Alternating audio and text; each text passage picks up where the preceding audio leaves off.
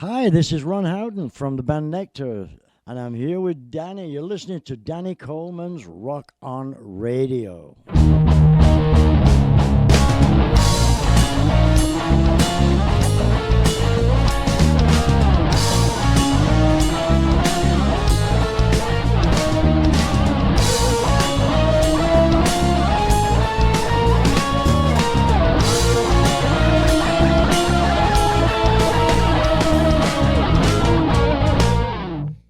Producer Claire, Yes, sir. you are here. I'm starting to think, you know what we should have done? We should have checked under the mat Oh, yeah. because this 2 weeks in a row, Bruce's not here. Madison's not even here. It's like So like maybe we have the keys to the kingdom and Maybe. nobody's told us. the rapture could have happened. We were left Well, behind. if you're still here, the rapture didn't happen. Oh, I don't know about that, but okay. So it's just me and you Yeah. here this week. Once again, welcome to Rock on Radio. I am your host, Danny Coleman.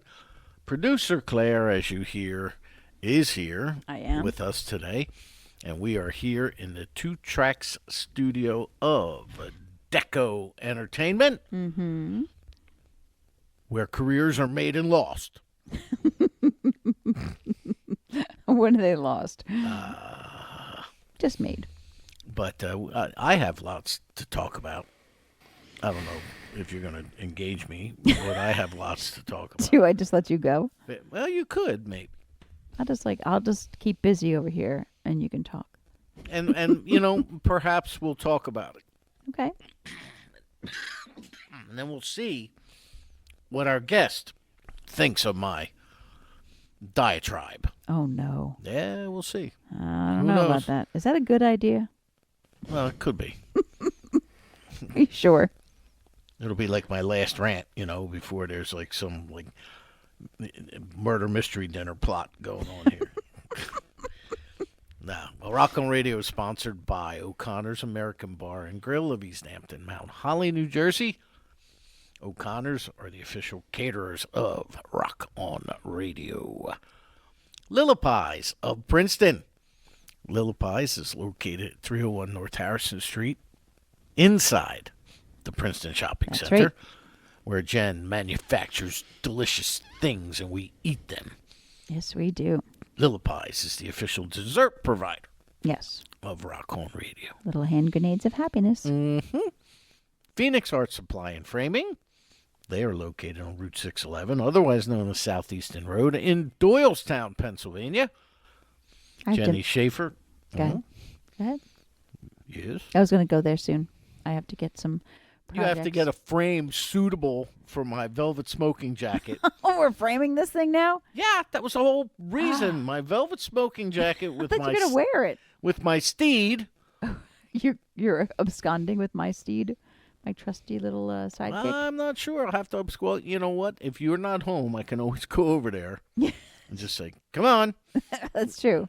and she will She will follow you to She the will ends of the thrust earth. herself up against my shin bone and sit there looking at me like, all right, now aren't you going to pet me? Do something. She will.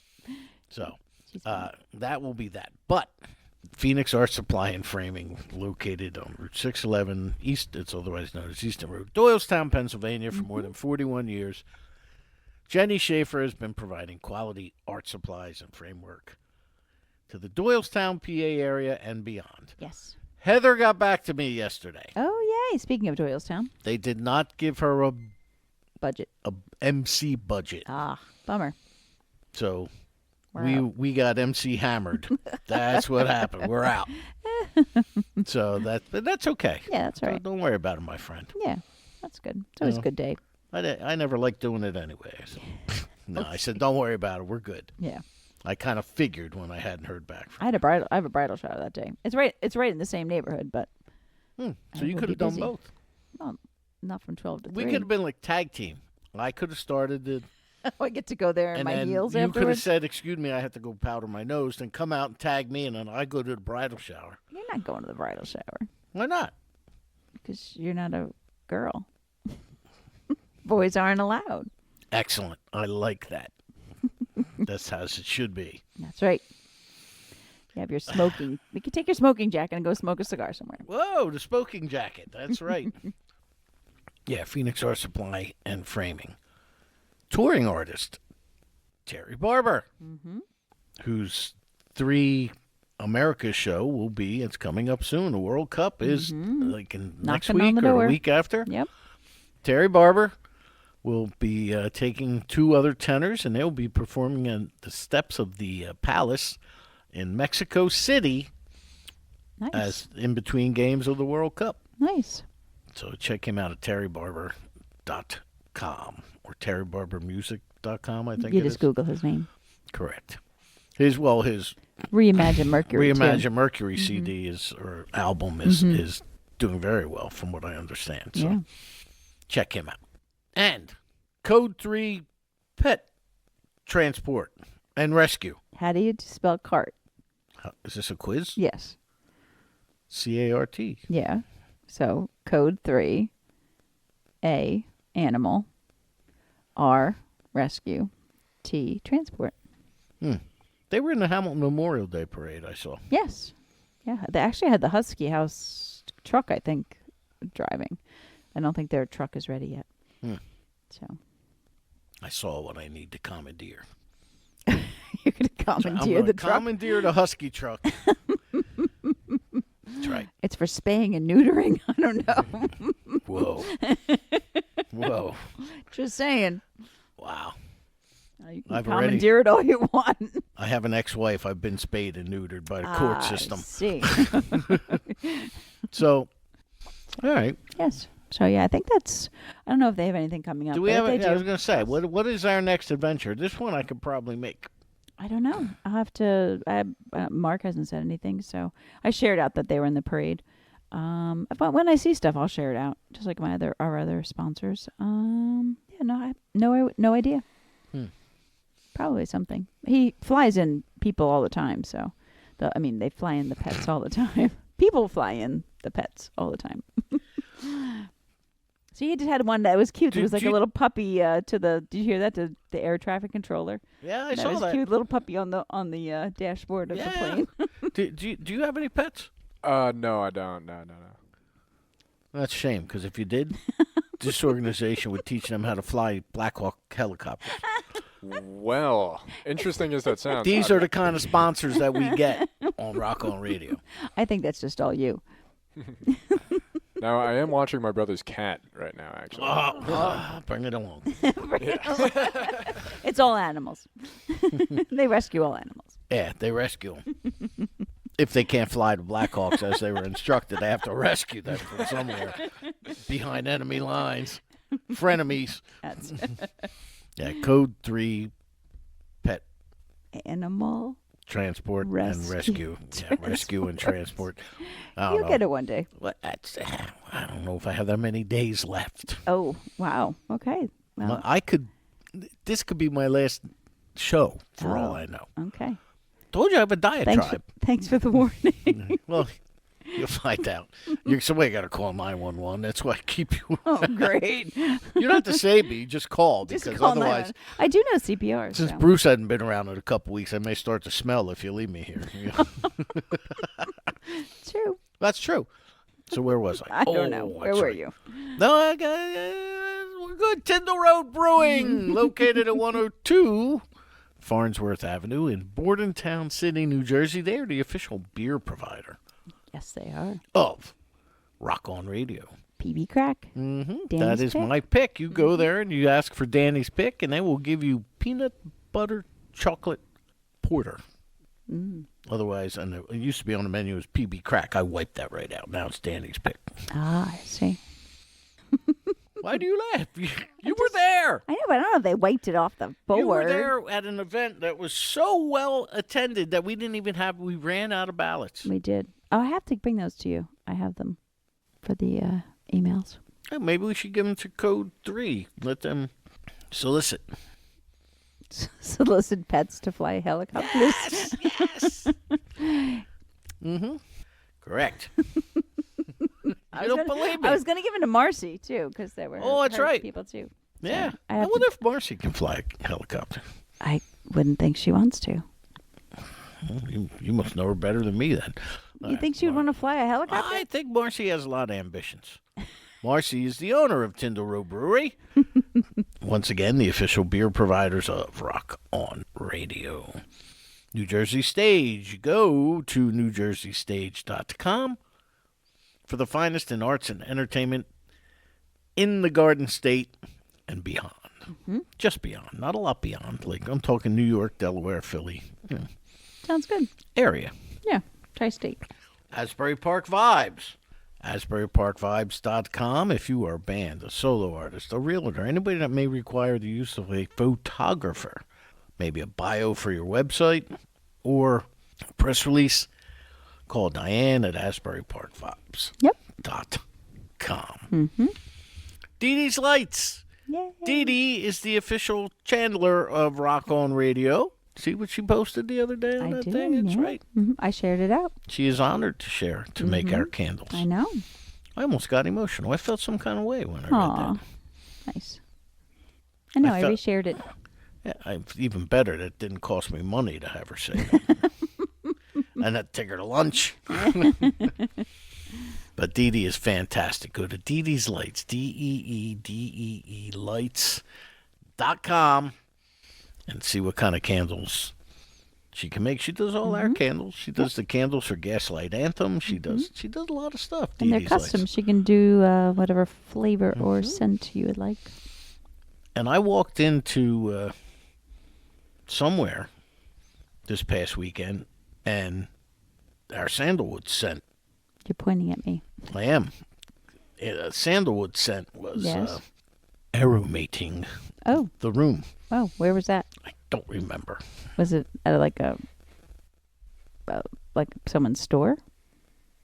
I cannot remember where it was. And it was Rock On Radio Sandalwood Candle?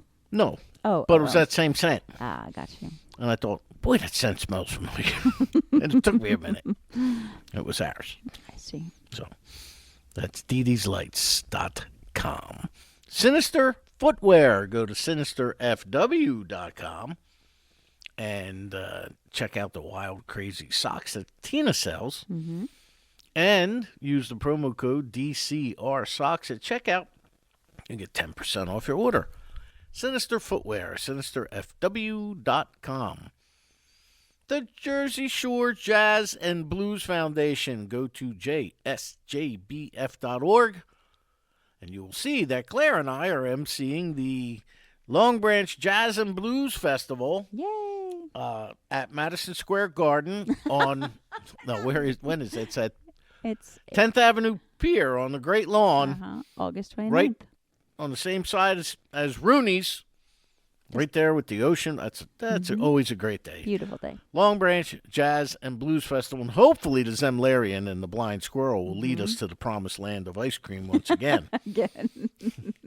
But you can go there, check that out. jsjbf.org. And how can they find out about us, Claire? They go to DCROR.com, which is the short link for Danny Coleman's RockOnRadio.com. Correct. Facebook is Danny Coleman's Rock On Radio with the number 2. And Instagram. Instagram is at Rock On Radio, all one word, all capital letters. Sounds good. Correct. Now, before we introduce our guest, I'm going to give a short little diatribe. So if you got to go up and use the bathroom or something, this probably now is a good time. Should I mute you now? Here goes our guest. He's leaving. I went to Massachusetts for a wedding. Okay. Did I tell you I wound up sitting with a guy from the NHL? Yes, you did. I did tell you that, right? He won the Stanley Cup. That's cool. He was a coach. He was the coach of the local American Hockey League team who was affiliated with St. Louis Blues. Great guy. And he remembered me the next day. Nice. I didn't see him, and I hear, hey, Daddy. I turn around, him and I were kind of hanging out again. So it was really cool. This past weekend, I went to Nashville. People, you know what? If you're listening, I don't get it. I just don't get it. As a musician, I don't get it. And there's this guy on Instagram I started following called something J. But all he does is, he's a musician, but all he does is point out the evils of being a musician or an entertainer in Nashville. Mm-hmm. And this guy says the things that I have thought for quite a while. But you keep going back. Like, well, do I have to get into why I was there? No. Okay, because that's a whole other story. But the first time was for Fun.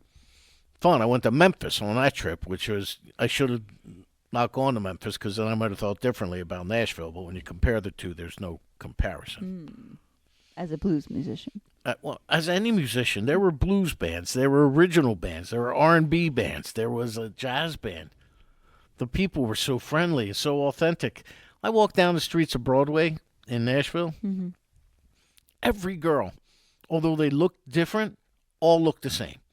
All had cowboy boots, all had some cowboy hat, and either some little sundress or a denim skirt. And they all dressed the same. They all talked the same.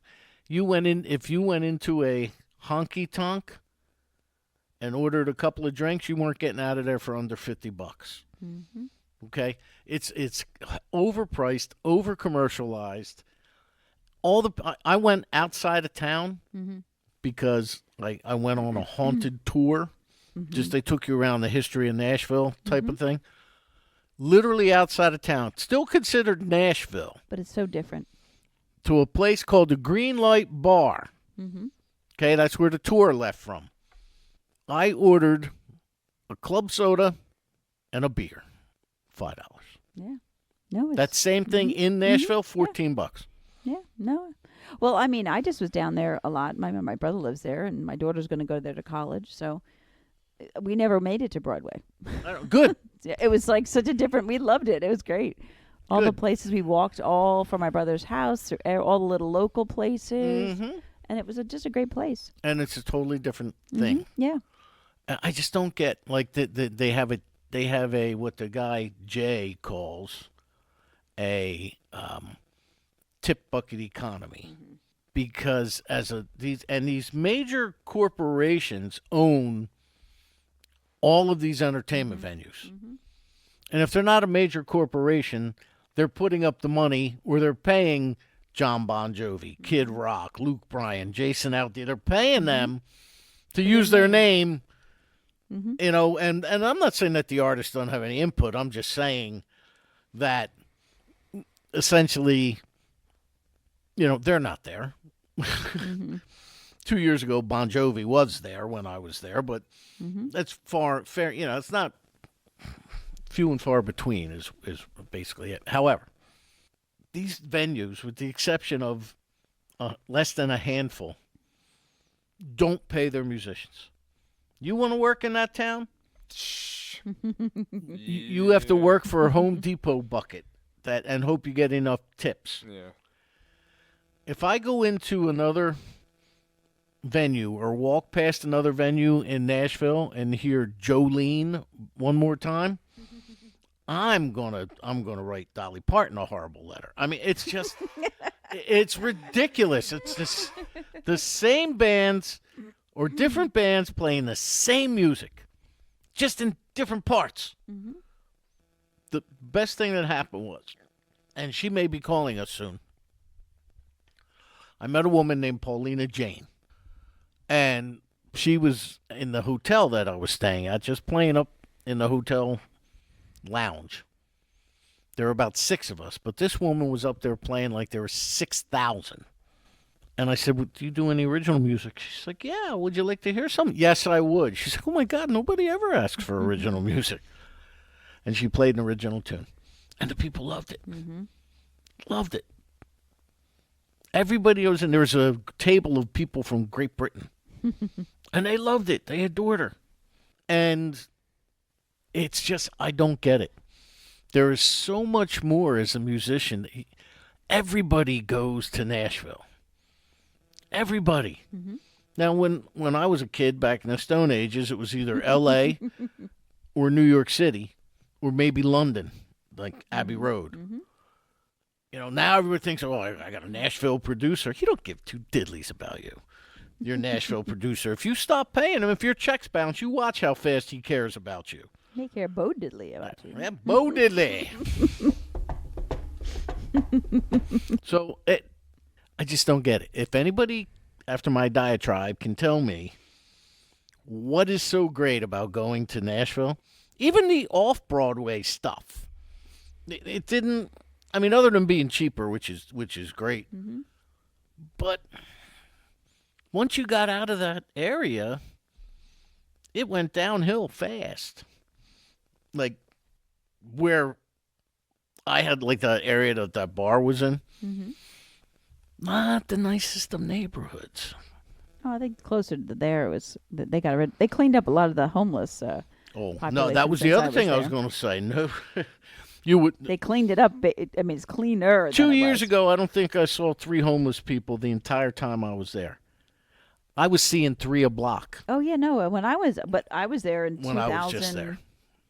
Yeah, like 7 years ago, 8 years ago, I was there, and it was covered in homeless. I just don't get the attraction to the city. I really don't. I went to Jack Daniels, and there was a group from the UK there. This week, And this weekend. This Oh, this trip. past weekend, I went to Jack Daniels. As a squire. And I got free stuff. Thank you. that's why you went. That's exactly, yes. I traveled 70,000 miles just to get 2 free shot glasses and 10% off everything. And see my plot in the hollow. Exactly. So now I forget where I was going with this. When you went to Jack Daniels. When I went to Jack Daniels, there's this group of people from the UK. And they were saying how they overheard me say something about Memphis. And they're like, have you ever been to Memphis? Yeah. What's it like? He's a blues musician. I was like, dude, go. Go, go, go, go, go. And this kid's eyes lit up. And it's funny because he was a blues musician. The other one was a pop singer. And the other 2 were producers. Yeah. From London? They're from England? the UK, yeah. I think Berkshire. Did they you tell said. them about our show and they could listen over there? I gave him a card. Okay, good. I said, you can listen on our UK stations. But that's my diatribe, so it's time to entertain our guests because I could go on for hours. I really could. I just don't get it. If somebody email me, go through our website, dcror.com, and tell me what the attraction to Nashville is. Well, I love it. I love it personally, and not necessarily for the music, but I love it just for walking around and the places I went. I mean, where my daughter's college is, it's gorgeous. Kelly and Troy were playing that weekend, but it was the same night I had this haunted ghost thing. Oh. So I couldn't make it. Ah. I just... We went to the Belmont Mansion. That was great. That was a great tour. Okay, so you're outside the city. Well, that was all Belmont stuff. University. Right. So that's a Still- gorgeous campus. Still kind of away from the city, Yeah, all the it's hustle and a bustle. different side of it. Right. South. So, that being said, it is time to introduce our guest. He is here from... Where are you from, anyway? Yeah, I'm from basically the farmlands of New Jersey. Yeah, next to the swamp, Somerset County. Do you live in the Meadowlands? No.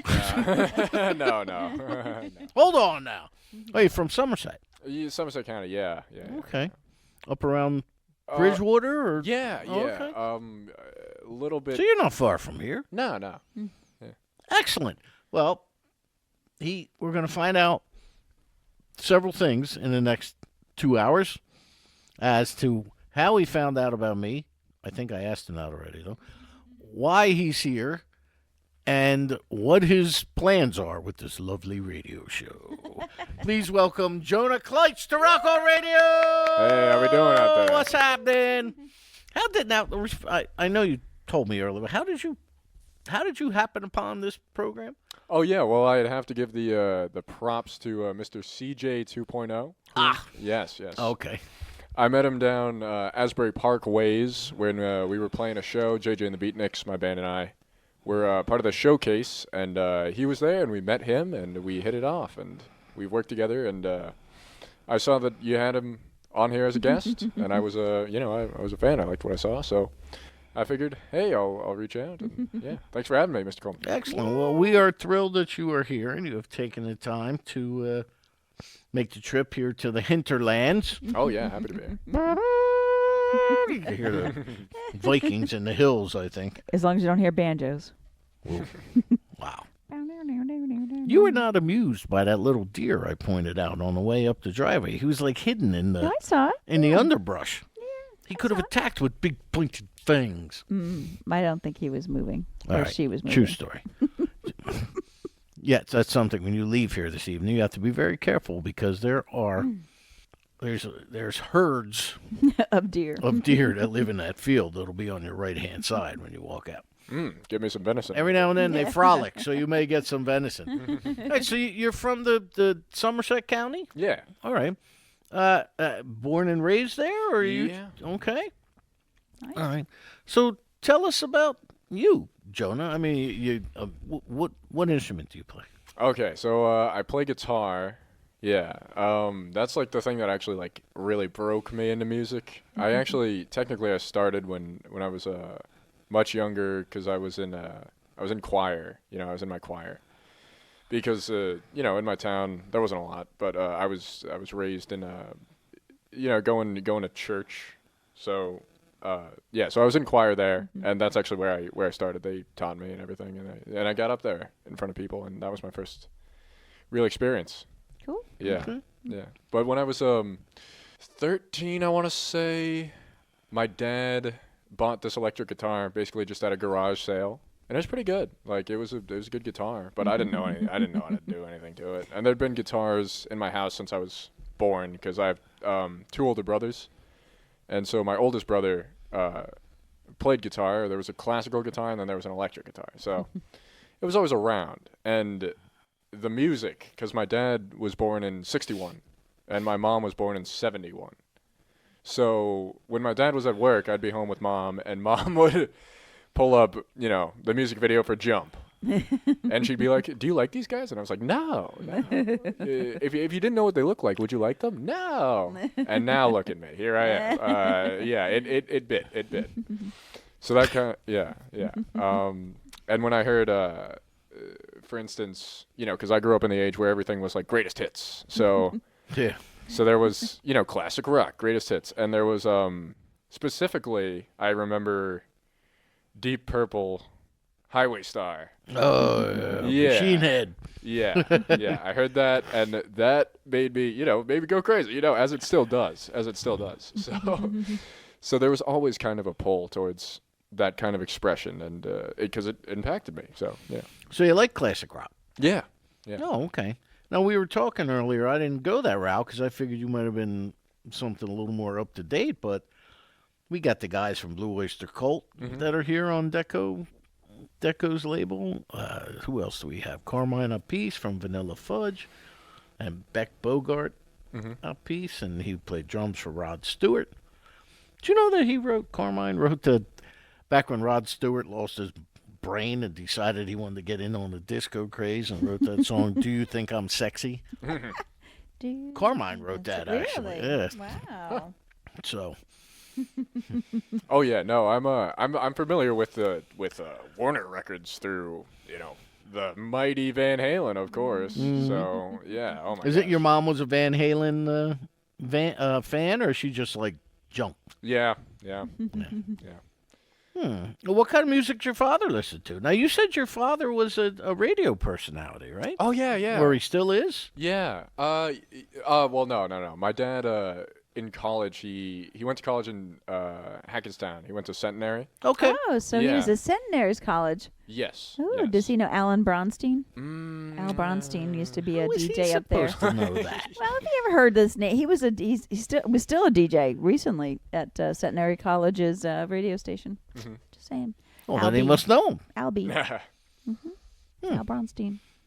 Claire's a musician. Oh, too. yeah? Vocalist. She's a vocalist.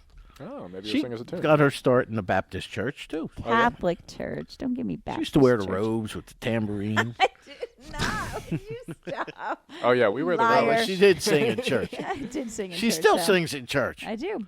Yes, I do. We're going to be doing a big old thing at the carnival. So we're doing our praise and worship At St. Greg's? St. Greg's, yep. Get out. Carnival. Yep. When? Wednesday night at the carnival, June 24th. Oh, it's that late this year, huh?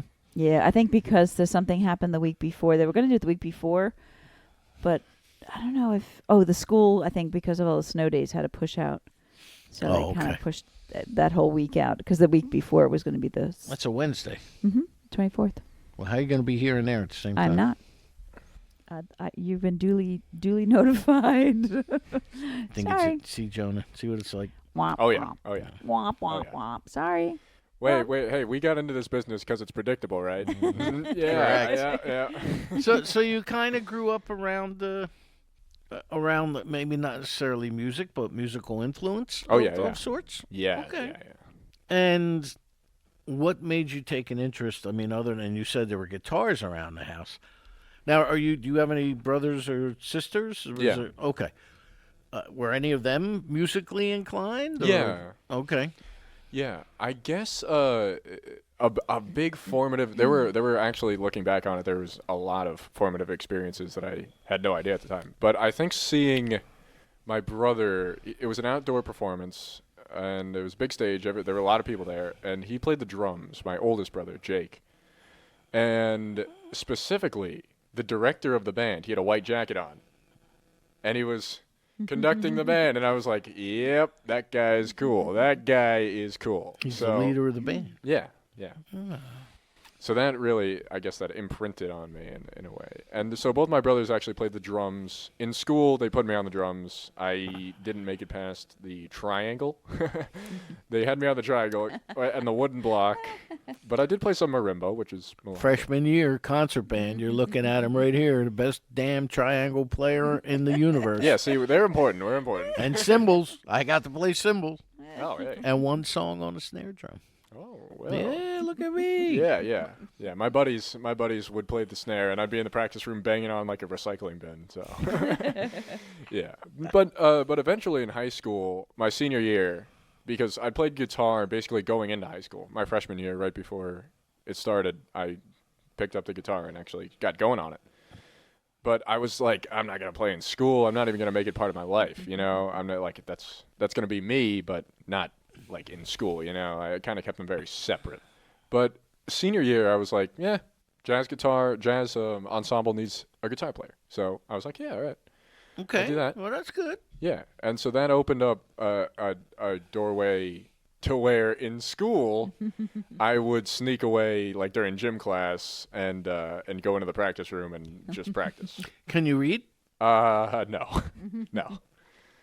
How'd you wind up in jazz ensemble? Didn't they give you sheet music? Well, I faked it. Yeah, I faked my way through it. No, I can read chord charts. You know, and I have a good ear, and I learned music theory. Okay. Yeah. Theory is basically the thing that actually has gotten me anywhere. You know, with being able to come up with my own music. Yeah? Yeah.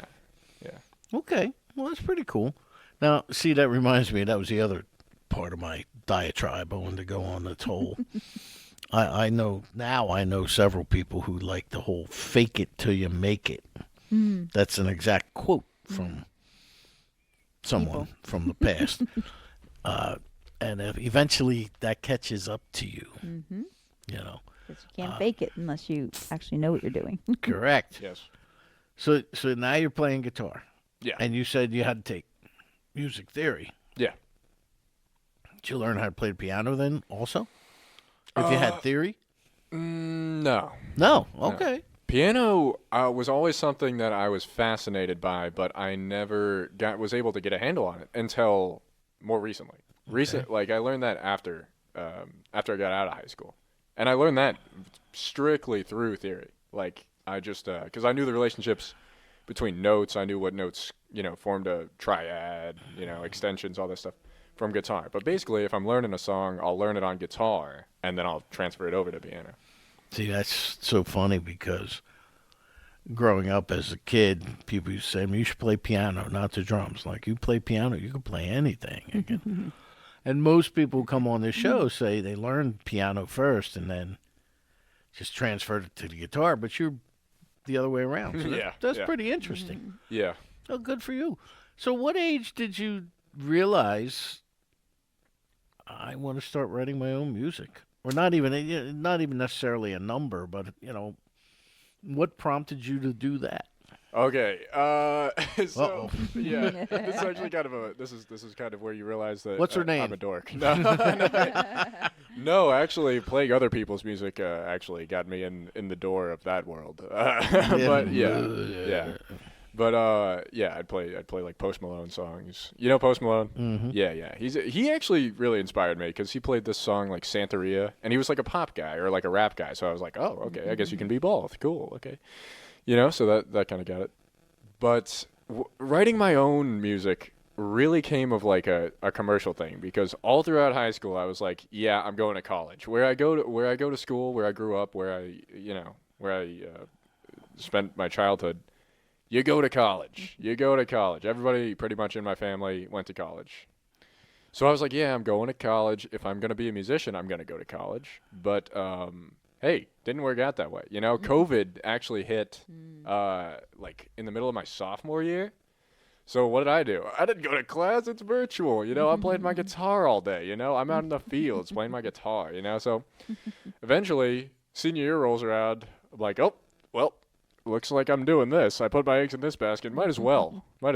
So right after high school, I was like, all right, I got to get a band together. So we got a band together. We played a block party. We played a block. That was our first gig.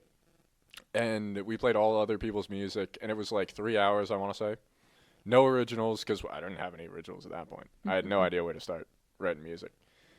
But, I was in a band with people who were still in high school, and I had graduated. So, they didn't exactly have the same level of commitment as me, which is obviously understandable. But for me, it was what I was doing. So eventually they kind of dropped out of it.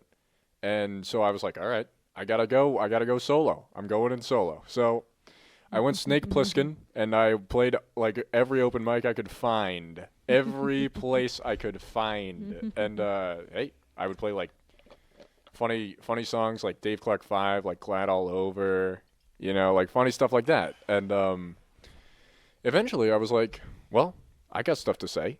I can put something together, I'm sure. So I started writing. Cool. Okay, do you remember the first song you wrote? Yeah. You gonna tell us about it? Or Yeah. you leave me in suspense. Okay, sure, yeah. I'll tell you about it. Yeah, I'll tell you about it. Take your time. I don't want to. Hey, remember, I'm a musician. I'm kind of slow here. You're not a bass player. Yeah. Yeah, basically the first song I wrote came after I completely had racked my brain, and I was like, nothing is coming. And I was listening to music a lot. I was trying to figure something out that I could latch onto, because I love all these guys.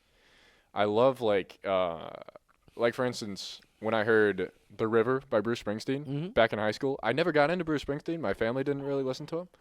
But I heard the Bruce Springsteen live performance in like 1980 from the River Tour. And that actually, like, I'm not ashamed to say it.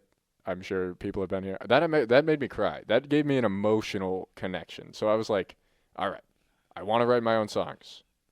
I'm listening to these guys. I want to write songs as good as this.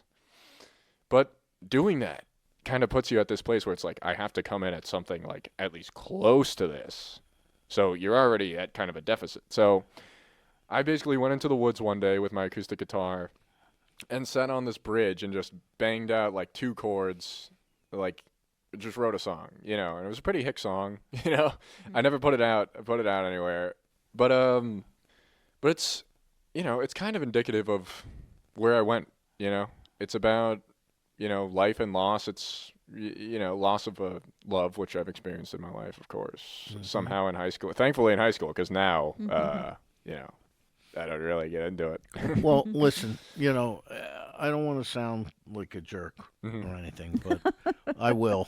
Okay. Not everybody can handle being with a triangulist. No.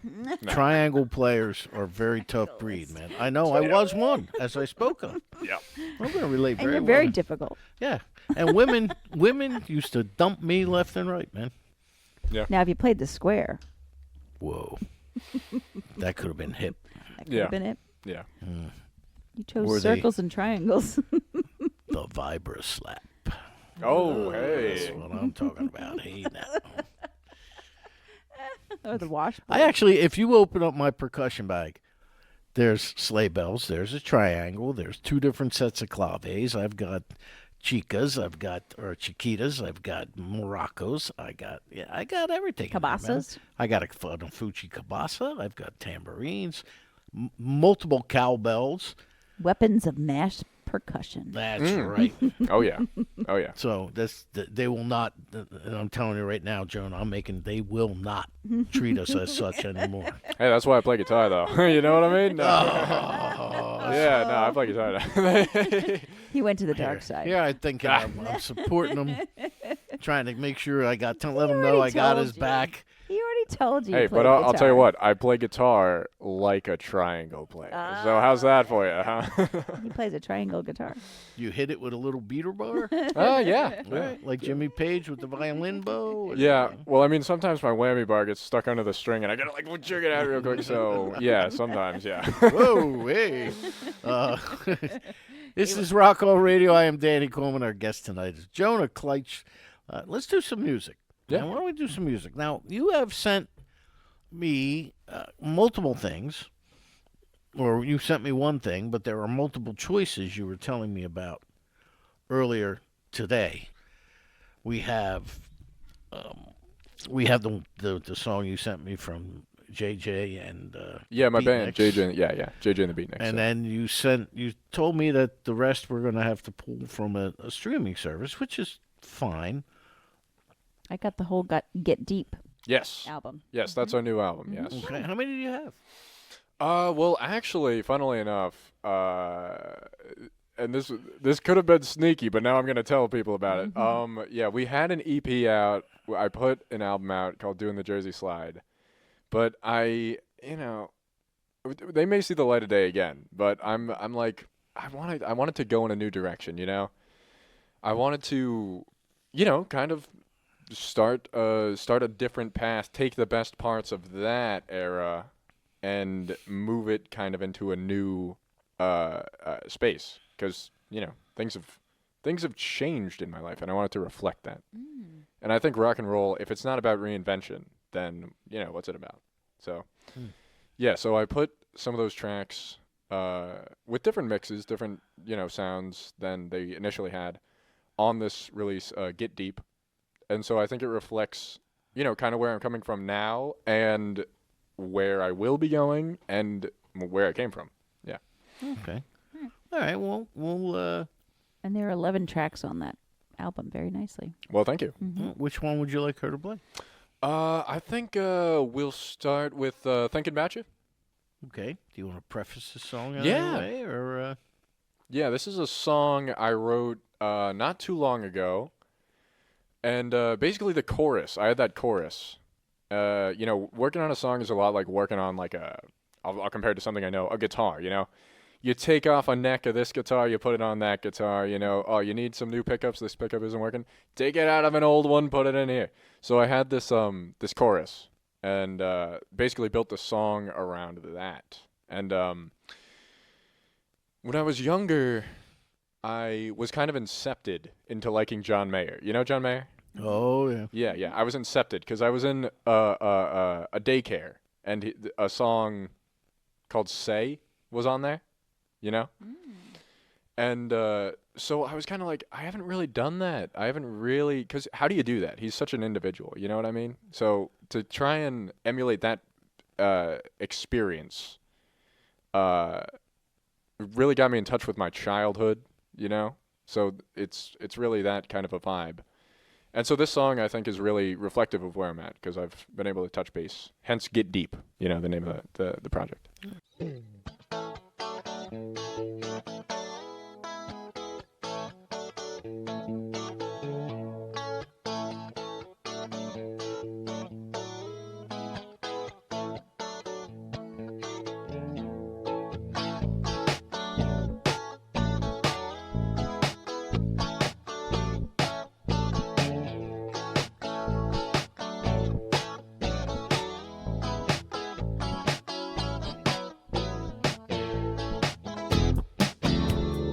out on the wild side. It's been such a long time since you let your walls down, but the time is right now.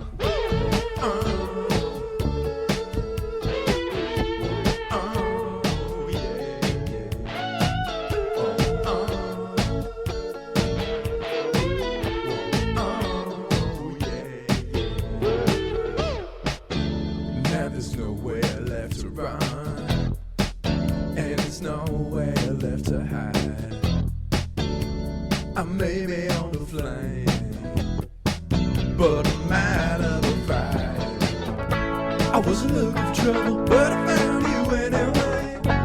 Need to break the bubble, leave the girl and play no games. Now it's down to the wire, betting on just one last time.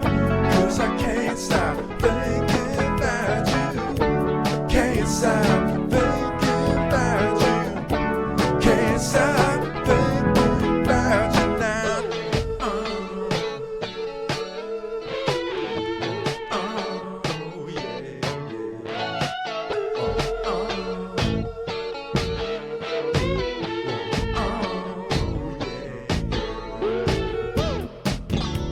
Now the time and place alright. There's a feeling in the air tonight. Feeling of those happy days, and now that feeling's here to stay. I wasn't looking for trouble, but I found you anyway. Need to break the bubble, leave the girl and play no games. Now it's time to the wire, betting on just one last time. 'Cause I can't stop thinking about you. Can't stop thinking about you. Can't stop thinking about you now. Try to get it right. I'll be back tomorrow night. Nothing but the ghost of what we had to keep me going on, going on. Ooh, ooh, ooh. And I'm going strong. And I'm going strong.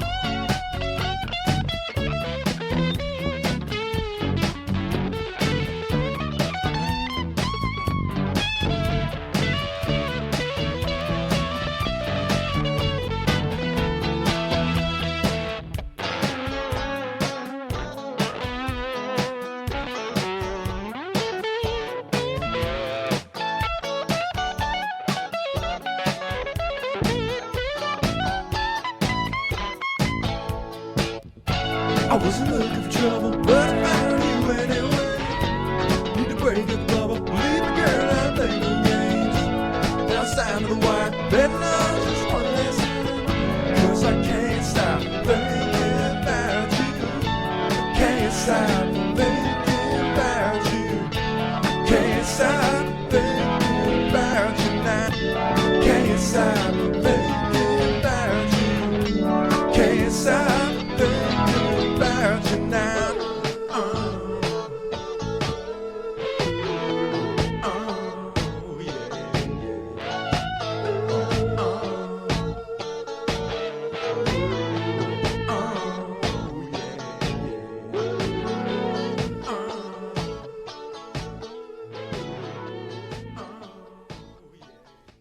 Jonah Kleitsch here on Rock on Radio. Yep, website, social media, what's the best way to find you? Yeah, Jonah Kleitsch 21 on Instagram.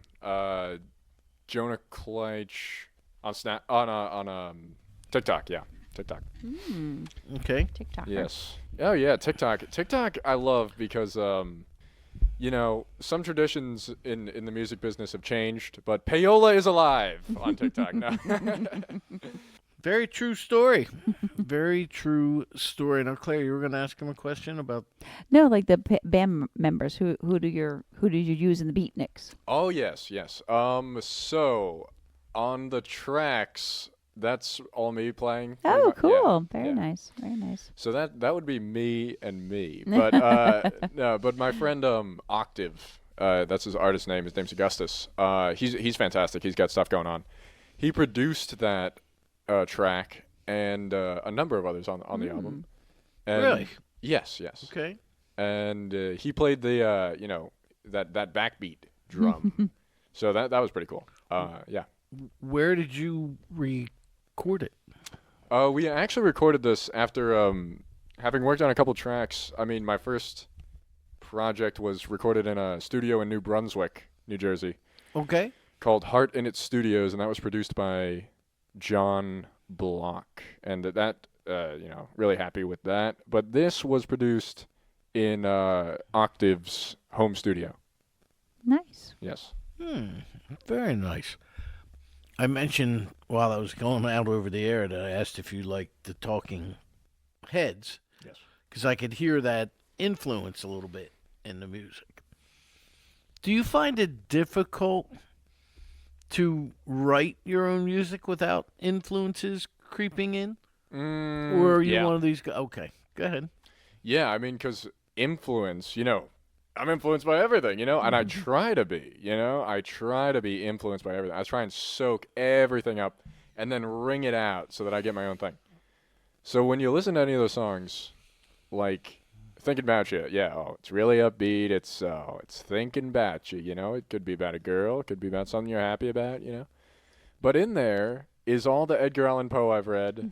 It's all the it's Count of Monte Cristo. It's Twin Peaks, it's all the stuff that, like, it's Metropolis. Like, it freaks me. All the stuff that freaks me out comes out of these things, Now, you say freaks you out, Mm-hmm. but yet everyone you name there are pretty dark. Yeah. Is that what you enjoy, dark authors and songwriters? Yeah. Yeah? Is that because you like to be held in suspense, or because you're scared, or because... And how does that affect your songwriting? Okay, well, it's because I think that, like, in like Spirit, it's kind of like they do the same thing. It's like they write something that you read and you're like, holy smokes, somebody went here and wrote this. Similarly to when you see, 70-year-old Bruce Springsteen rip his shirt open on stage and exposes, A six-pack. well, not anymore, but Oh. but all the more credit. It's like, I can do that. Somebody can do that, and people love it. Well, then I can wear those shoes, So I think that taking things to unexpected places can inspire things in people, and that's what I try and do. Push the envelope. Okay. And Claire will tell you this. She knows I have six-packs. Six-pack abs. Abs. Oh, I thought you meant six-pack. You have six-packs, I'm sure. They're just In the freezer. They're just In in the a very fridge. padded cooler at the moment, keeping them. Oh, yeah. Yeah. Lately, I don't know why, but lately I've been asking this question too. Do you drink alcohol? Yeah. Okay. Is it? Are you a beer guy, a whiskey guy, vodka? What's your favorite flavor of choice? Yeah, I drink beer because Okay. in the off time, basically, I try and keep the band tight. We play as much as we can. Sometimes we play for free over at this lovely, lovely, authentic roadhouse where we can really throw it down, called Bernie's Hillside, which is just down basically the road from me. So we sneak over there late at night, and I have a couple Yinglings or I have some red wine. Not there. There I only drink beer. But Okay. yeah. Sorry. Wow. I see. All right. So you do enjoy a little bit of libation. Yeah. From time to time. That's good. Now you mentioned again the band. Who do you perform with? Anybody we know, or? Yeah, I perform with some great musicians that I met playing out, and they're like top notch. But they're pretty much my touring band. The people I work with. And so we got Matt Louie on the drums. Yep, he's out of Hackettstown, and we got Warren Phillips on the bass and background vocals, and then we have my friend Jess Paul Jr. He plays guitar when it calls for it. Yeah. And he sings background vocals. Now Jesse, that's his name, Jess Paul Jr.'s name is Jesse. He opened for Drake Bell. You know Drake Bell? Oh yeah, Yeah, yeah. Drake and Josh. Yes. So he is amazing, and he and I are actually in the studio working on some new music, and it is pretty crazy, I'll tell you. So See, that was the whole Fairly Odd Parents era. Mm-hmm. yes. You ought to Check it out. Check that out. Let's see. Find that out. Yeah, Drake Bell. He hasn't. Well, I had heard he got jammed up a little bit with something. Something with the law. Mhm. And I don't know if he was found guilty or he might have been found. He wasn't found not guilty. I can't remember, but he hasn't really done much lately. Well, hey, he's still doing it, and I saw him do it at the Nyack Center, and he, Oh hey, yeah, he killed it. Nyack, New York. Yeah. Yeah. Okay. Yeah.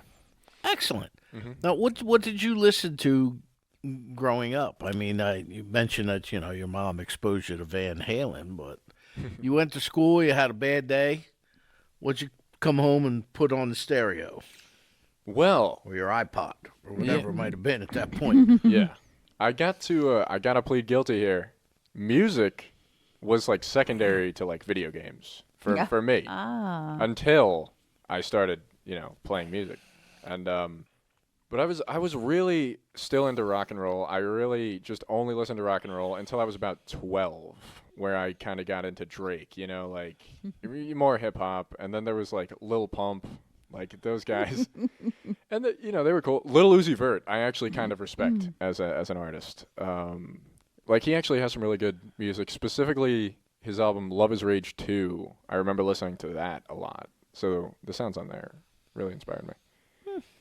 But it was kind of like an under the door kind of thing where sometimes I'd be on the family Mac and I'd be scrolling through and I found my dad's music, which is specifically, there's a song comes to mind, Lonely Boy by Andrew Gold. Mm-hmm. Now that guitar solo, I'm coming to realize, whoa, great guitar solo. A lonely boy. Yeah. I remember that tune. Yeah, and because he was the first born of his family, and so I got the sense, I was like, oh, he's listening to music and he's relating to this, like it speaks about him as well. So that kind of got me into the fact that, oh yeah, music can say stuff about you as well as you enjoying it and saying stuff about it.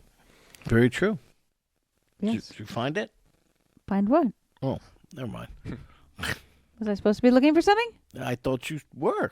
For what? Lonely Apparently Boy? not. You were already talking about it. Oh, no, not Lonely Boy. Fairly Odd Parents. Oh, am I supposed to? Oh. I thought you said yes. I'll look for that, but I guess I I thought you misunderstood you. I didn't say I'll look for that. I thought you said now I get that. Oh. You want me to play the Fairly Oh yeah, Odd we're Parents? gonna, since that's kind of his era here. What's up, twerps? This is Vicky the babysitter from the Fairly Odd Parents, and you're listening to Rock On Radio with Danny Coleman. Now go to bed, you twerps. So I'm a very cartoonish kind of guy, you know what I mean? Oh yeah. Did you grow up watching what kind of cartoons you grow up watching? Oh yeah, oh yeah. Cartoons were huge for me. Yeah. So I grew up on the television. I guess we'd watch like Shrek, stuff like that. But what was the real kicker was the VHS tapes, which was Fox and the Hound. Oh yeah. Cinderella, Sleeping Beauty in particular. There was Toy Story. And then when I kind of got a little more agency and started surfing the web a little bit, Batman the Animated Series from the 90s. Oh Now yeah.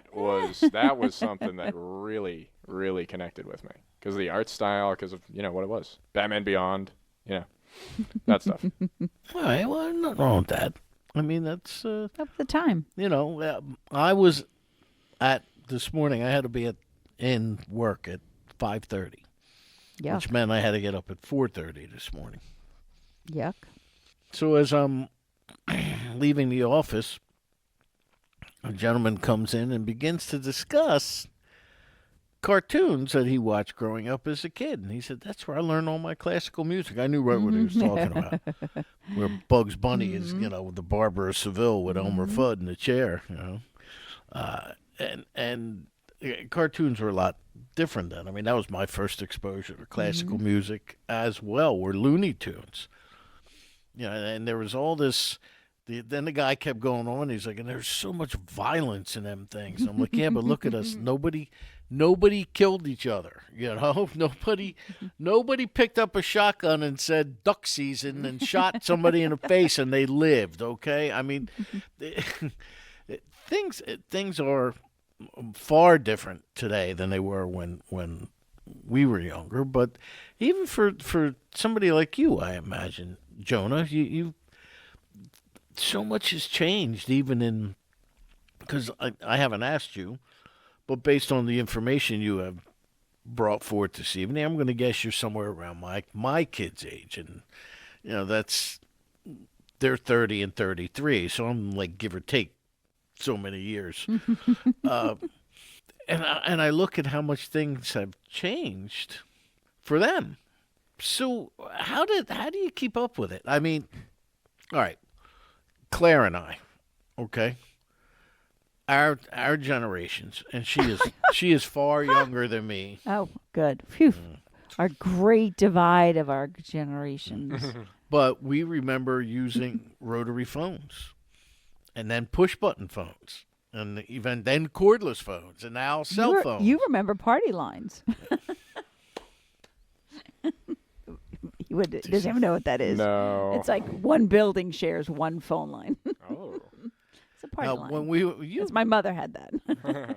What would happen was with a party line, let's say you and I were having a conversation, or better yet, you're trying to have a romantic conversation or intimate conversation with your significant other.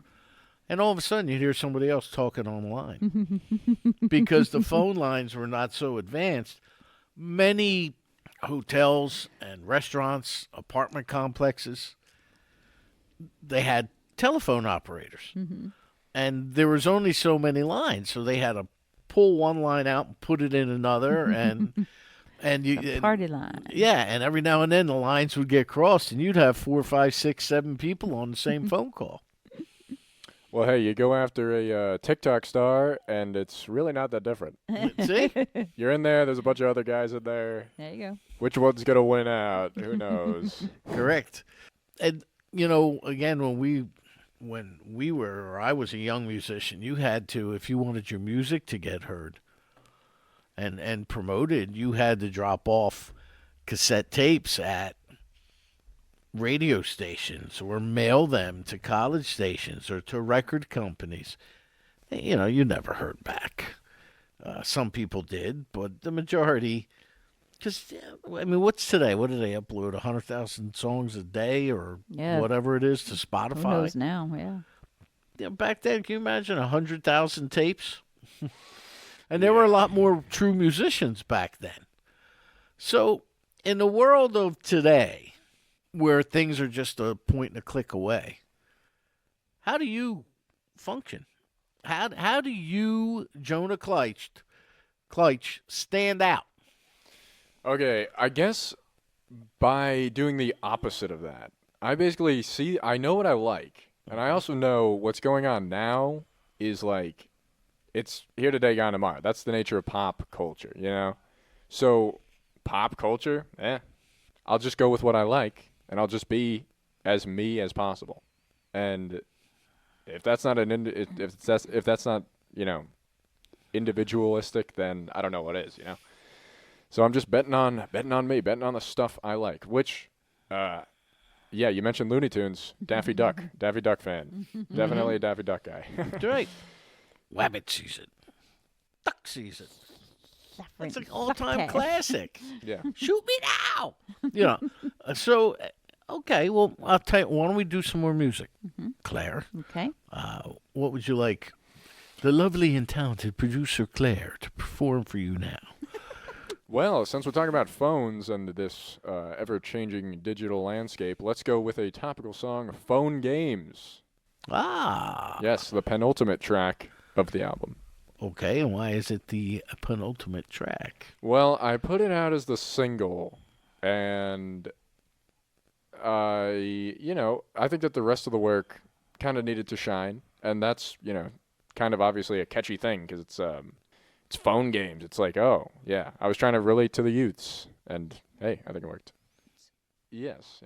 And the last song on the album is actually like solo acoustic and synth song. So I'm like, hey, let's go out with this one, modern, and then pull the rug, acoustic guitar.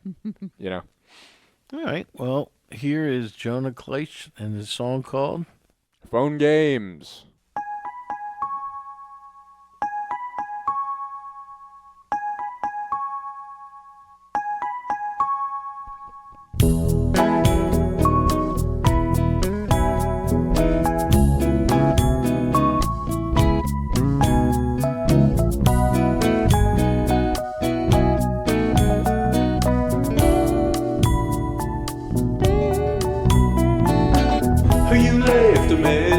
I wish I hadn't read it.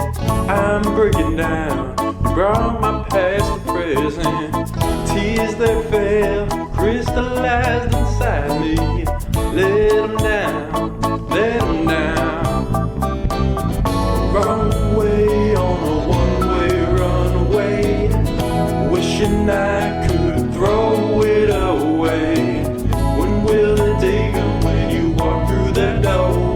I'll tell you I ain't playing no more. Phone games. Quit playing phone games. Phone games. Quit playing phone games. Phone games. Don't wanna get hung up no more. Whoa, whoa, whoa, whoa.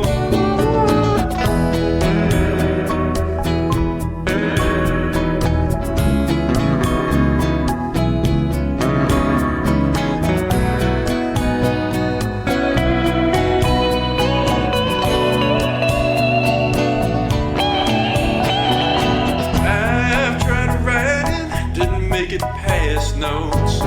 I'll talk to Siri, maybe it'll help me cope. Thought we were so right, how could I be so far off? This heartbeat program, I wish I could turn it off. Wrong way on a one-way runaway. Wishing I could throw it away. But when the day comes and you walk through that door, I'll tell you I ain't playing no more. We're playing phone games.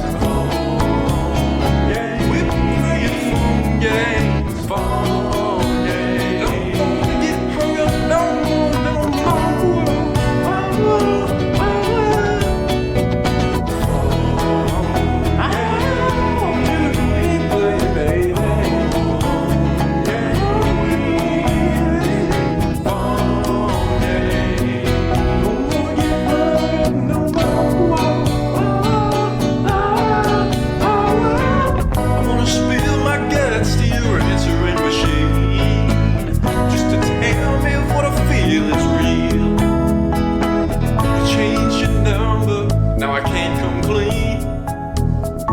So far away, can't tell you what I believe.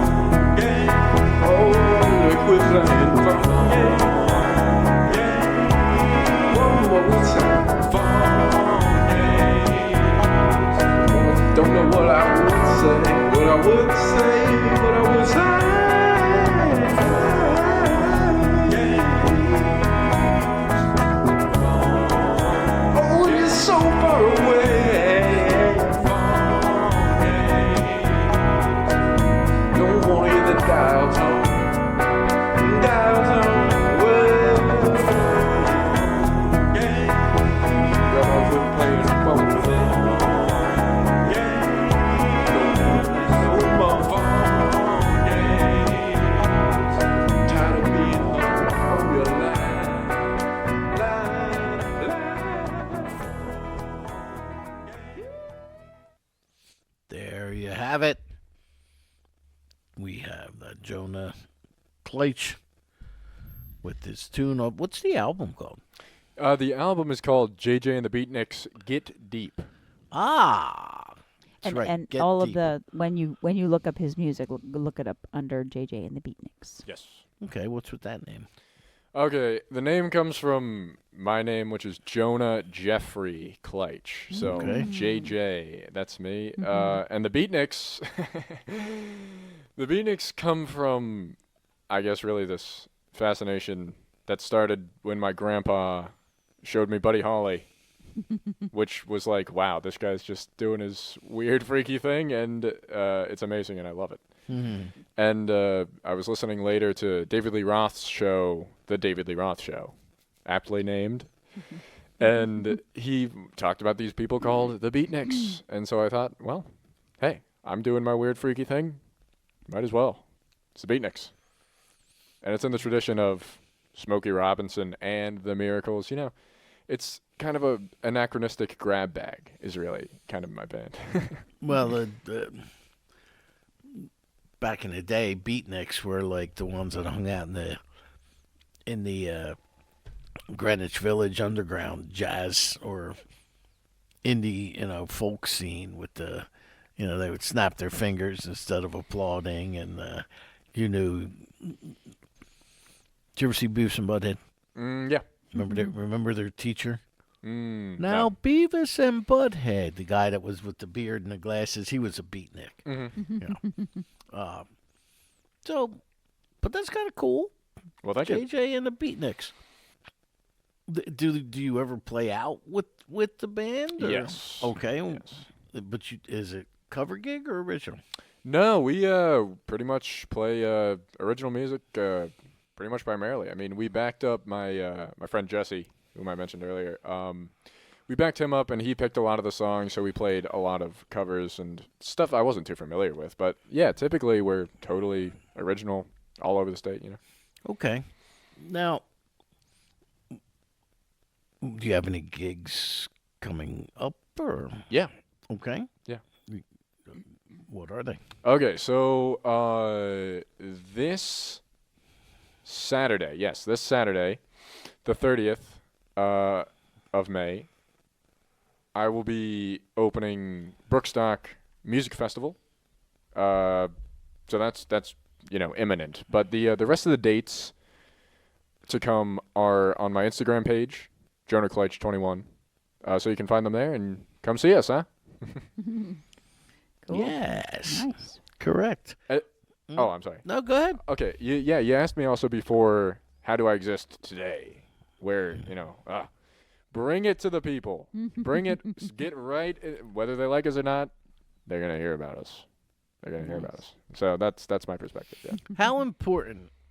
There are many people out there today who, A, consider themselves a musical artist because they can make AI songs or use their computer to spit out a bunch of lyrics that they didn't write or feel to put down from their brain to the paper. Or they have, they'll use somebody else's material and basically try to either improve upon it or steal it, one or the other. How do you feel about those sort of bands? And what I mean is, how do you feel? Because obviously you write your own material. Do they ever get in the way for you, or do they ever frustrate you? And I know you know what I'm talking about because you laughed. People will do that sort of thing and try to claim that it took them years to write this material, whereas people like you are actually writing your material. I guess, for lack of a better way of saying it, does that bother you when you see that kind of stuff? I know it bothers me immensely. No. When I see stuff like that, I mean, honestly, I don't even really engage with it, to be honest, because why would I listen to music which is so human? Why would I? Because I look to music and I look to the people who come up with the music to like how to be, like, oh, how do I do this? How do I get along with this? Because in music, there's emotional content that you will not find anywhere else. Because singing is not like talking. Singing is sound, it's syllables.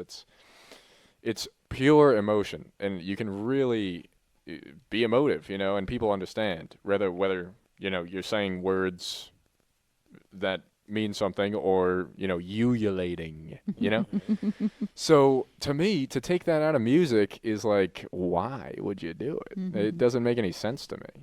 You know, it's There are those who do, though. Yeah. Kind of had this debate the other day with a gentleman talking about AI and how they wrote this entire song using AI. And they, no, you didn't write it. A computer did. Artificial intelligence did. Just because you spit out a few key words or components, it doesn't matter. I guess, like I said the other day, you're competing with that now. Yeah. And it really stinks because there are times I guarantee if you open up your Instagram right now or even Facebook and you look at the reels, there's so much artificial intelligence that looks like the real thing out there that it's tough to know what's real and what's not. Yeah, the way to combat it is, well, are there a bunch of people in front of me? Am I on the stage in front of a microphone? Do I have a guitar? Yes. So that's real. I know that's real. You know what I mean? So, if it was just about the sound, if it was just about the words, and there was no other deeper content, then I wouldn't like half the music that I like. Right. In the first place, Is it easier for you to write and record or to play live? Oh my gosh. Honestly, what I do when I record is play live. Okay. All the stuff on the album is pretty much first take. There's very little overdubs. I mean, obviously there's overdubs because I play all the instruments on it. But it's like everything is pretty much first take, and that's how you keep it alive, even though it is repeatable technology. Right. Yeah. No, you're right. Now, guys, there's so many directions I want to go with in this conversation that Focus. I'm having a very hard time You're like a quark. focus Pick a side. any side. So I don't know. I think I'll just move on Okay. instead because I had various things. I like to get the younger generation's take on this so that I'm just not that old man saying, get off my lawn, you know? You get to kind of meet these things or you see where they're coming from because right now the music and everything else is so up in the air. As I said just seconds ago, we don't know what's real and what's not. But I think that, speaking, I have younger children, and they're in that that pocket, especially I think after all of the different college graduations. The older generation was saying how great AI was, and I think the younger generation realizes it's robbing who they are and their ability to create and their ability to make things or make a difference or have a career and be who they're created to be instead of being something fake, especially the arts. I mean, that's the UCF. They booed them off, and it was the School of Arts and Communication because that's all that they stand for. And even my kids were saying, they had a choice to a job with a company building data centers or, an educational institution. And she's like, I don't want anything to do with data centers, really. That's going to destroy my future or could potentially be, involved in that. So it was kind of interesting how that perspective goes to music as well and art. If you can't create yourself.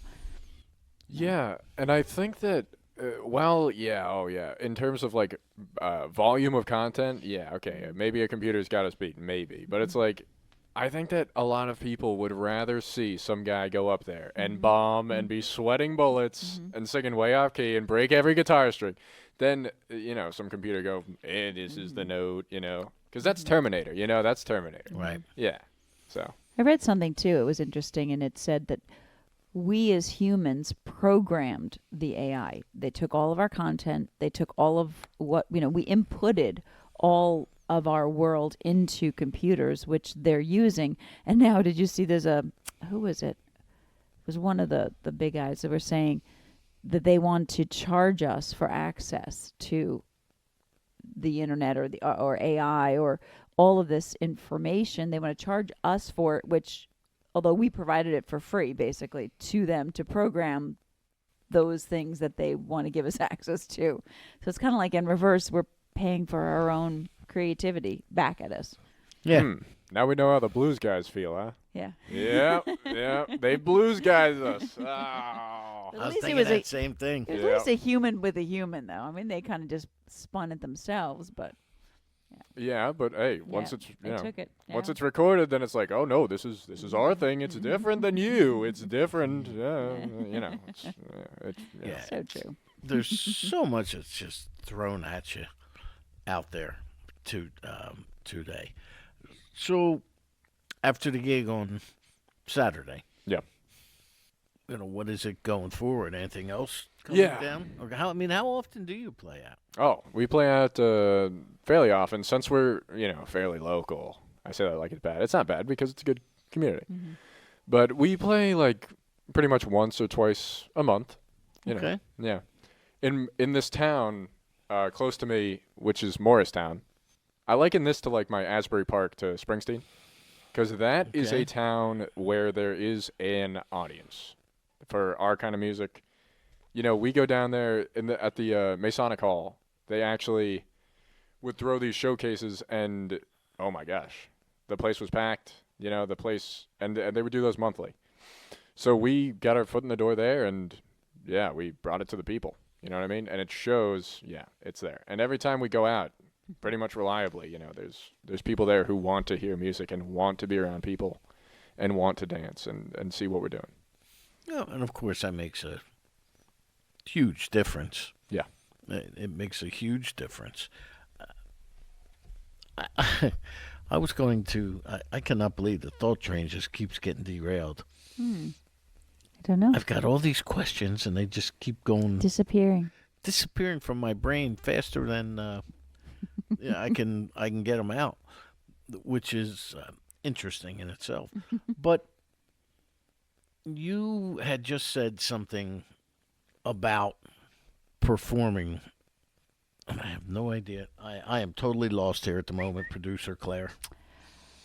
Let's do another song. At least I admit it. Yeah, let's do another song while I compose myself here and try and figure out exactly. I have all these. It's you know what I'm doing? I'm putting the cart before the horse here this evening. Yep. That's Which is unusual for Stop me. it. Usually I have to run around the horse 17 times before I get to the cart hooked up. that's true. But, yeah, so, let's do another tune. Sure, yeah. I'm thinking a song kind of topical to this. It's a song that I wrote because sometimes you put yourself out there for someone and, hey, you don't know where you stand and, things go on and maybe it's not working out. And that experience, while it hurts, it's part of being human. And it's, it can lead you to a new thing. So this is called Real Me. There you go. Jonah Kleitsch.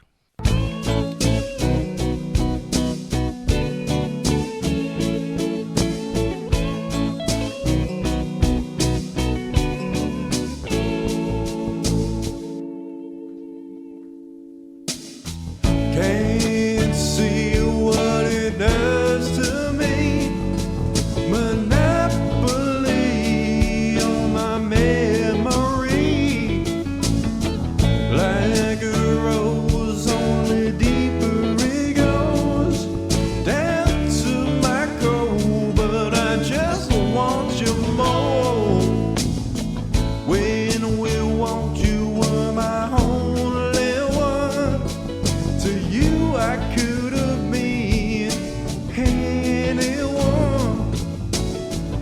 You played it cool and you kept it aloof. Played like you wanted me, then cut me loose. Bask on, can't you see the hurt inside the real me? I can't hide. You hurt me. You broke through to the real me.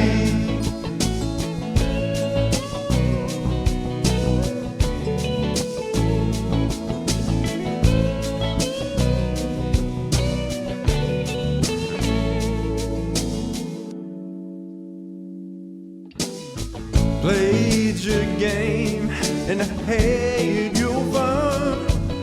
Took me for the ride, for you couldn't run. Left alone to my own devices. Next time I play that game, I'm gonna think twice.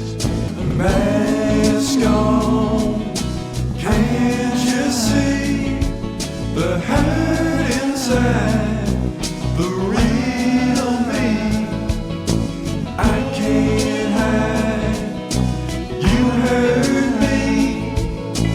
You broke through to the real me.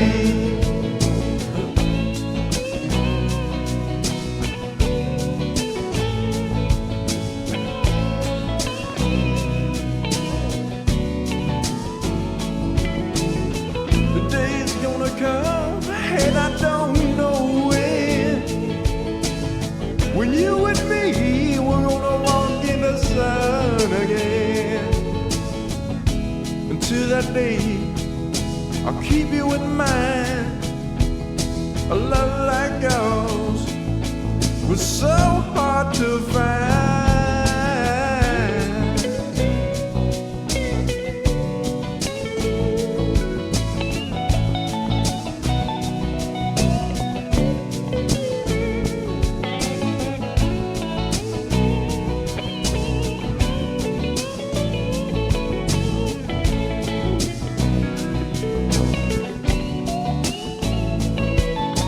Mask on, can't you see the hurt inside the real me? I can't hide. You hurt me. You broke through to the real me.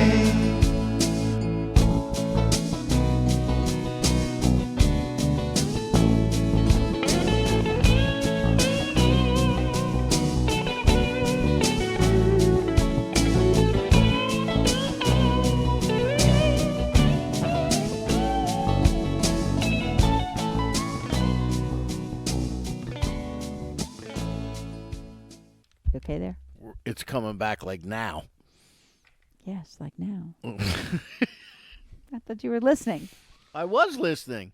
But usually when you're saying, okay, it's coming back, I usually have 10 or 15 Well, I was seconds. distracted too, video-wise. A lot of distractions going on tonight.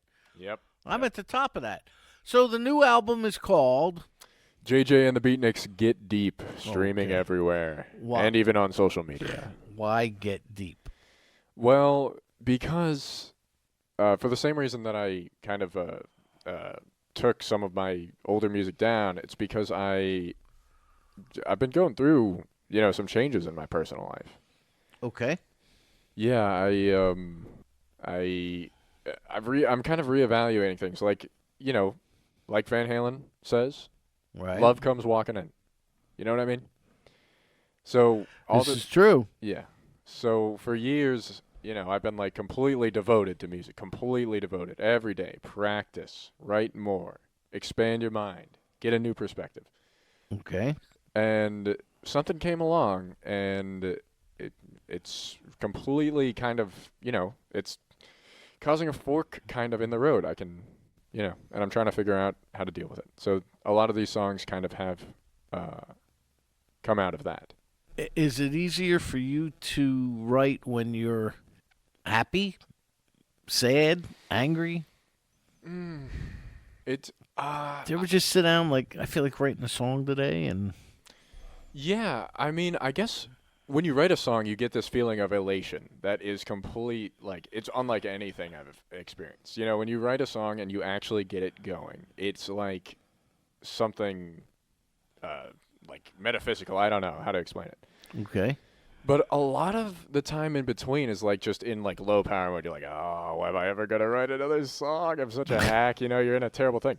So, what I find it has more to do with like what you feed your brain in the time, Okay. what you feed yourself in the time, and then eventually you digest what you fed, and then you get something new because it mixes with your own personal experience. That's kind of what I do. Do you ever start to write something, put it down, and then revisit it like months later? Yeah. Okay. And what causes you to revisit? Okay, so yeah, I pretty much write for projects. You know, like I pretty much put a body of work together, and I'm like, okay, this is going to be the project. So whatever I write in a certain span of time, that's what goes on to the project. Now, over the course of recording and stuff, things can change a lot. So it's kind of like if I have a piece of work that I like a lot, but it doesn't really fit the theme of the album, or I can't get it cut in time, which is often the case, then that'll go for the next one. But that has to be an actual idea that I really believe in. Otherwise, I just throw it away and write a new one. Okay. And what is it that you really, what kind of ideas do you really believe in? Well, I really believe that humans have so much potential. There's like so much deep stuff. Like everything has so many layers. And you can look to the outside world, besides what humans have created, you can look to the outside world to see how things really operate. Because the world, quote unquote, the world operates one way. It's very, straightforward, You work and then you get money and then you live in your house and eat your food and stuff like that. Very simple, right? Very simple. But what happens in between? That's kind of what I focus on. Now, with this album, how many tracks is it? 11. And it's available where? It's available on all streaming platforms and YouTube. So Apple Music, Spotify, iTunes. Yeah. Okay. And social media websites? Yeah, Jonah Kleitsch 21 on Instagram, Jonah Kleitsch on TikTok. And there are links to Get Deep on... Yes. Okay. So, out of all the tracks, are these all tracks that you could say, yeah, I'm proud? Now, I'm not, of course, you're going to say you're proud of all your music, but yeah, I'm really proud of that one. Or are there some that you're just like, it's not my best effort, but it fit? No, I would say, yeah, I'm definitely proud of all of it. And I can say it's my best effort because I got to try really hard to get, I got to try harder than the average person, I think, to, get the same thing done. You know what I mean? Mm-hmm. And I'm really happy with the people who I worked with. I think that they've really made this a special project because obviously I do what I do. I can do it all day long, whatever. But to really get it, the way that it is and the way, I'm really happy with it. It takes other people. It takes a team. Well, but on the other hand, I'll play a little devil's advocate here. It's very difficult to get other people to sign on and believe as strongly in your dream as you do. Do you know what I'm understand? Understand what I mean by that? Yes. Okay, go ahead. Well, people are motivated by different things. Mm-hmm. Some people are motivated. Well, I'm motivated by music and the effect it has on people. Other people are motivated by money. Mm-hmm. So find out what motivates, and if you end up working towards a common goal, then yeah. Well, because money has separated a lot of projects from certain things. I know that, especially with money, In one particular case, I played drums for an artist for quite a few years. And come time to make their, first CD, and they got a producer saying, well, you got to get rid of your entire band and you got to go this direction. As an artist, now you're kind of caught because you're like, I'm spending all this money for this producer who knows what they're doing, quote unquote, but yet they want me to get rid of my band. I like my band. What do I do? Well, hey, I mean, we live in an age where, record companies, yes, it's great. To me, getting signed to a record label is like, what you do. Because those are the guys, I look up to these people who were signed to record companies. But nowadays, as an independent artist, you can do it. I mean, I'm doing it right now, It's different, and you have to kind of know, what you're doing. Like you say, well, that was off air, but should I mention that? The Nashville thing? Yeah, go ahead. Okay. Yeah, a lot of these venues might not associate a monetary value that is, maybe deserved of the artist, So to young artists, I would say PROs, performance rights organizations. They're there because people don't want to pay musicians a lot of the time. They're there for you. So take advantage of them. Use them. They're there for you. Exactly. And, well, again, even that, there's such a tension, I think, today also. Now, you have this record. Yeah. And you have it on all these platforms. I myself don't like to support the very platforms that you have your music on because they treat you, the artist, not just you personally. I'm not singling you out, but because they treat the artist like garbage, like that tip bucket mentality in Nashville. These big conglomerates own these huge honky tonks. They're charging $18 for a rum and coke, and then they say we can't afford to pay the musicians, but it's Nashville. You want to play Nashville, that's what you got to do. And as a musician, I don't know if you've ever been there, but I've been there where it's like, no, I'm not going to play that gig for free, but it is a really cool gig, and who knows what could come of it. So you're kind of stuck in between. And I dread the words, oh, well, it's a good thing if it'll give you good exposure. No. I want to expose myself. I'm going to go to jail for it. You know what I mean? I am not going to get my, exposure. You don't go into a restaurant or say, let me have one of your burgers, and I'll tell everybody how good it was. Well, what do you mean pay you? I'm not going to pay you. I'm going to give you exposure. Mm-hmm. They wouldn't go for that. Yeah. A venue wouldn't give you free rum and cokes or free Jack and Cokes because you clean your taps more often than somebody else, so your beer or soda tastes better. Mm-hmm. And go tell everybody about it. I'll let you play here for you. No. So why do they expect musicians to do that? Well, I think that it is actually kind of a good thing. I'll tell you why. And hey, it sounds like crazy, but no, I really mean it because I was fortunate enough as a young kid, because I'm a young man now. I'm 21. You thought I was 30, but I'm 21. No, I figured. Well, based on the cartoons and stuff that you that's my older that brothers. You're aware of. Yeah. Oh, okay. Yeah, my older brothers. I figured you were somewhere around my kid's age, between 25 and 30. Yeah. Well, thank you. I appreciate that. But as a really young kid, I had the privilege to go with my dad to these various events, which he was involved in. And one of them was the Spirit of 45, which is an organization that worked with veterans of World War II. So, okay. Spirit of 45. Mm-hmm. And one of these events was at the New Yorker Hotel, and he didn't really get compensated for it as far as I know, but he got room and board, and he took us down into the ballroom with all the veterans, and we got to sit in and watch these people who lived life a lot of them aren't with us today.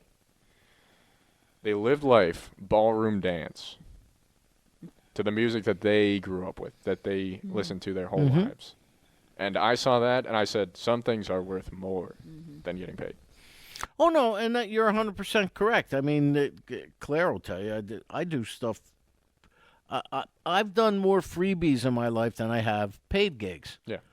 But I'm not one of these guys who, when they ask me to MC a benefit for a kid who's got childhood cancer, where I'm going to say, okay, yeah, my fee is $500. Yeah. No, you're there to raise money for this kid and his family, you know, or something like that.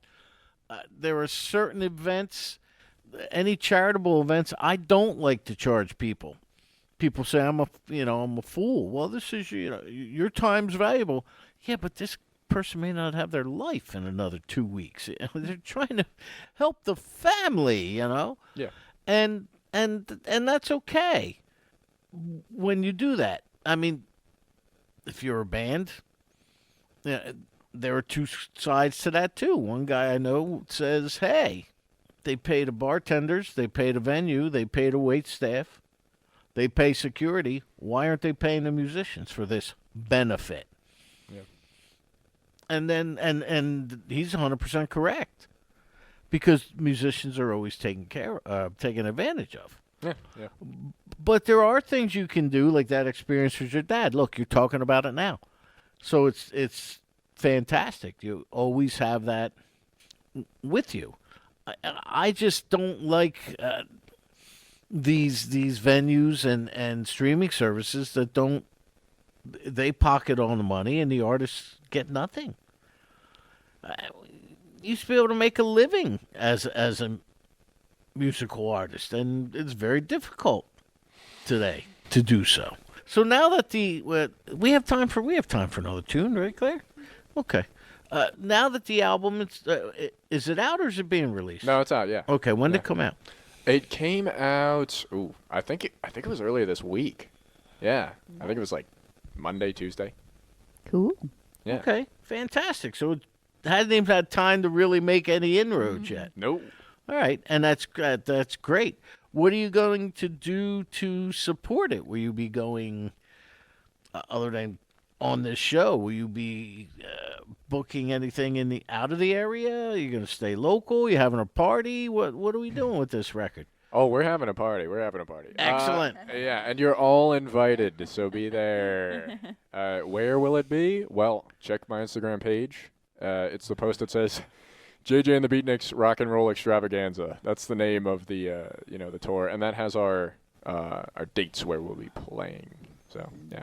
Okay, and that's again what's the easiest way to find you? Social media or website? Yeah, social media. Okay. Yeah, I would use Instagram, Jonah Kleitsch 21. Perfect. Do you find yourself, now you said you do cover gigs. Yeah. Do you still do cover gigs, or are they fewer and far between? Well, yeah. The only real cover gigs we've done is backing up Jesse, my friend Jess Paul Jr., Okay. who opened for Drake Bell. He's pretty much picking these songs written by other people, but we're pretty much we do original music, so we'll be doing original music. You might hear us do a Katy Perry song. You might hear us do one just because it's real. It's me, man. If you can do that and get away with it because you've done it your way, more power to you. Yeah, that's all we do. I mean, like, you also say it's like, you don't get paid so much. It's like, well, if I'm not getting paid, I'm going to do my thing. There's really nothing stopping me. Right. Why have them stop you? Yeah, because if it's something I think the people will like and that is true to me, then yeah. Oh, yeah, we're doing it. There you go. All right, well, we got time for another tune or two, maybe, right? So what would you like, Producer Claire? Okay, yeah, let's go with a little switch up for you here. This is Ain't Enough. Okay. You want to tell us about it or let it roll? Okay, I think this one speaks for itself, I'll tell you the truth. Okay, there you have it. Jonah Kleitsch here on Rock On Radio.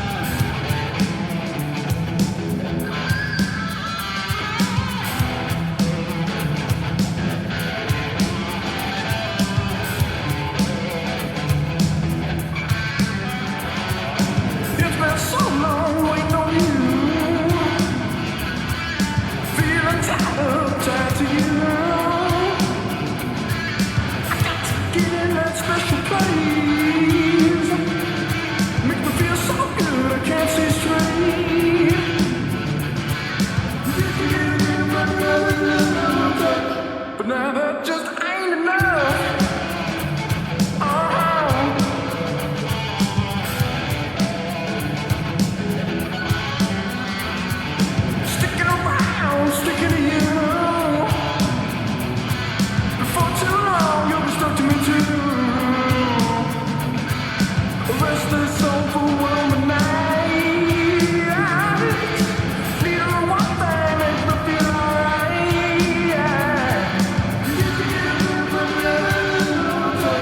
But now that just ain't enough. Every time I get away, you pull me back like a child's play. If I can't walk out of this web, I sure gotta get you out of my head.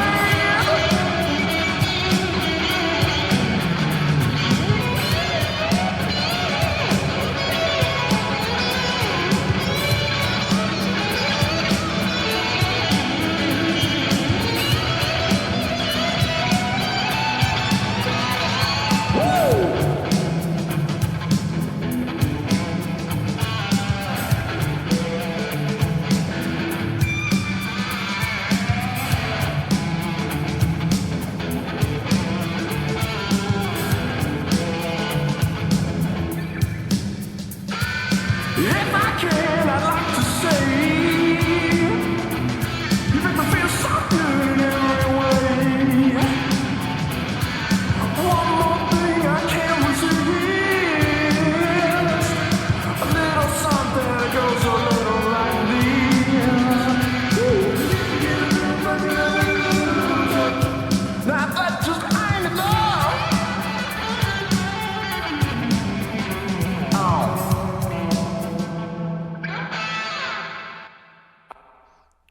There you go. You got a little psychedelic there with that one. Oh, yeah.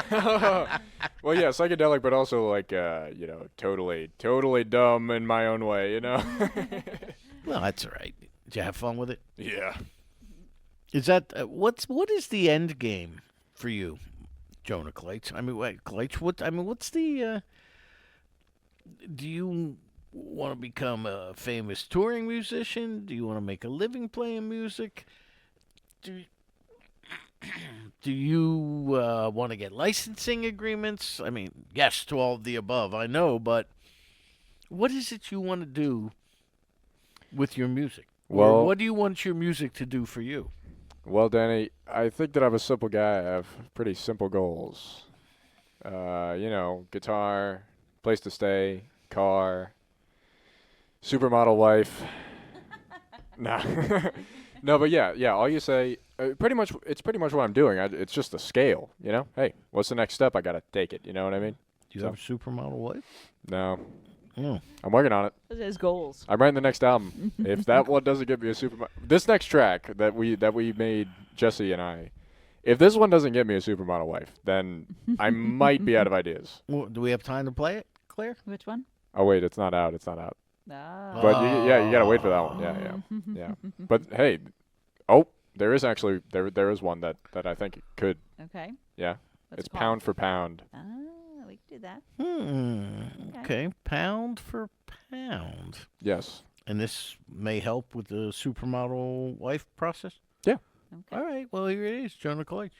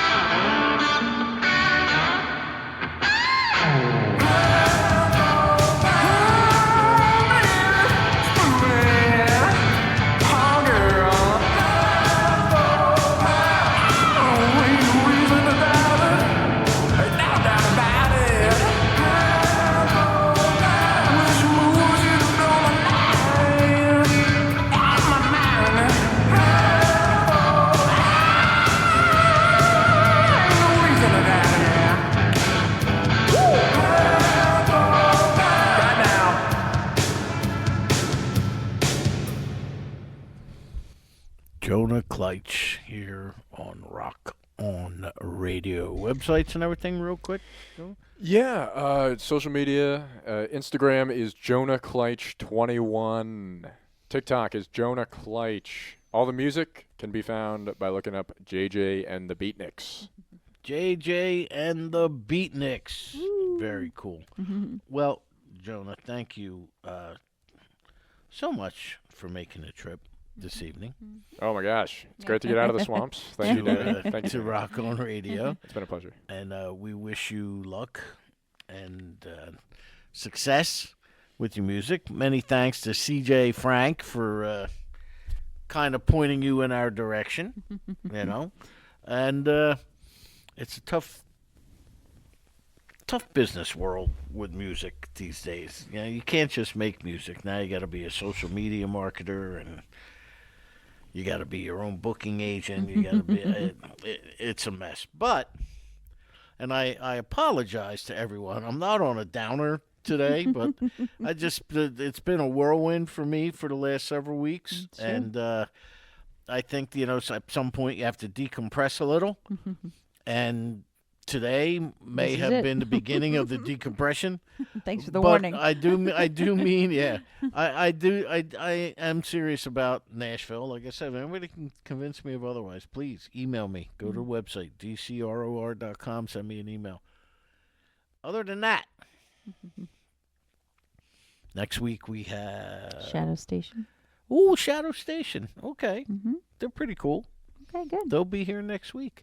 So again, Jonah, thank you, man. I want to say thank you to Mr. Coleman, Mr. Danny. Thank you so much. It's been a pleasure. I want to say thank you to CJ, and I want to say thank you to Allie out there. We hope you're listening. We hope you're listening. I knew we finally get to the bottom of it. Allie, all right. Until next week, rock on!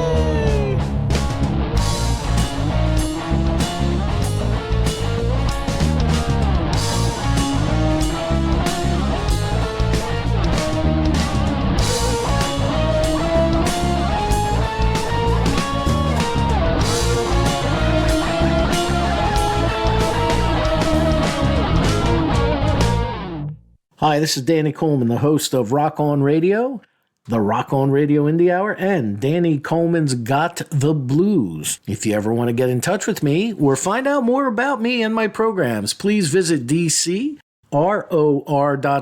That's the quick link for Danny Coleman's RockOnRadio.com. Thank you for listening. Thank you for your support.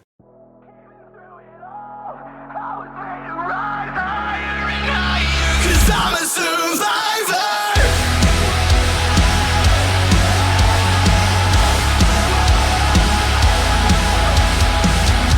I know just what it's like to say that everything's been ripped away. I am drowned inside the pain. Yet the sun always comes out again. And I know that it's not the end of me. I will never fall, I will never die, and I will still be standing in the fire. Even through it all, I was made to rise higher and higher. Cause I'm a survivor. Cause I'm a survivor. I know just what it's like to feel like all these wounds will never heal, and pain's the only thing that's real. Yet the sun always comes out again. Cause this is not the end. I will never fall, I will never die, and I will still be standing in the fire. Even through it all, I was made to rise higher and higher. Cause I'm a survivor. I know just what it's like to say that everything's been ripped away.